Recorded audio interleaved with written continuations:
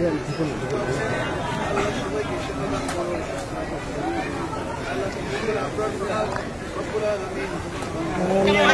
কুষ্টিয়ার শহীদ আফসার ফাহাদ শহীদ রয়েছেন। আমরা সেই আফসার ফাহাদের কথা বলছি, যিনি ভারতের মেধাবী শিক্ষার্থী ছিলেন। দেশের পক্ষে কথা বলার জন্য, আগ্রাসন এবং আধিপত্যবাদের বিরুদ্ধে কথা বলার জন্য বুয়েটের ভাবে সারা রাত ধরে সন্ত্রাসী সংগঠন ছাত্রলীগ তাকে নির্যাতন নিপীড়ন করে হত্যা করেছিল। আমরা সেই শহীদ আফসার ফাহাদের উত্তরসূরি কুষ্টিয়াবাসী, সেই শহীদ আফসার ফাহাদের মাটিতে আমরা দাঁড়িয়ে রয়েছি, শহীদ ইয়ামিনের মাটিতে আমরা দাঁড়িয়ে রয়েছি। আমরা স্পষ্টভাবেই বলেছি, শহীদ আফসার থেকে শহীদ আবু সাঈদ, শহীদ ইয়ামিন পর্যন্ত বাংলাদেশের মানুষের যে আশা আকাঙ্ক্ষা, বাংলাদেশ বন্ধী রাজনীতির যে আকাঙ্ক্ষা, আধিপত্যবাদ এবং আগ্রাসন বিরোধী রাজনীতির আশা আকাঙ্ক্ষা, সেই আশা আকাঙ্ক্ষাকে ধারণ করে আমরা এগিয়ে যাব। আমরা ভারতীয় আধিপত্যবাদের বিরুদ্ধে আফসার ফাহাদের পক্ষে লড়াই করেছি।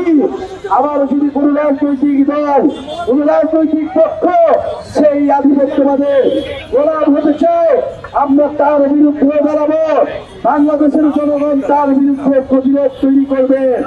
আমরা স্পষ্টভাবে স্লোগান তুলেছি, গোলামি নয়, আজাদি চাই। আমরা ভারতের গোলামি থেকে আমরা মুক্তি পেয়েছি, ইন্ডির গোলামি থেকে আমরা মুক্তি পেয়েছি।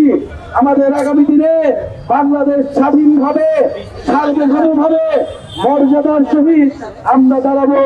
আমরা আমাদের রাজনীতি, আমাদের রাষ্ট্র বিনির্মাণ করব। কুষ্টিয়ার আফসার ফাহাদ, কুষ্টিয়ার শহীদ ইয়ামিন আমাদেরকে সেই শিক্ষা দিয়েছে। আমরা সেই আশা আকাঙ্ক্ষাকে ধারণ করি, সেই চেতনাকে ধারণ করি। আপনারা কি শহীদ আফসার ফাহাদকে ধারণ করে, শহীদ ইয়ামিনকে ধারণ করে? শহীদ আফসার ফাহাদের স্ট্যাটাস মনে আছে আপনাদের? সেই একটা সময় যখন বাংলাদেশের মানুষ কথা বলতে পারত না, দিল্লির আধিপত্যবাদের বিরুদ্ধে কথা বলতে পারত না, তখন আফসার ফাহাদ আমাদের নদীর চুক্তি নিয়ে, আমাদের পানির ন্যায্য হিস্সা নিয়ে ফেসবুকে স্ট্যাটাস দিয়েছিল, আমাদের বন্দর নিয়ে স্ট্যাটাস দিয়েছিল, বাংলাদেশের জনগণের স্বার্থের পক্ষে স্ট্যাটাস দিয়েছিল।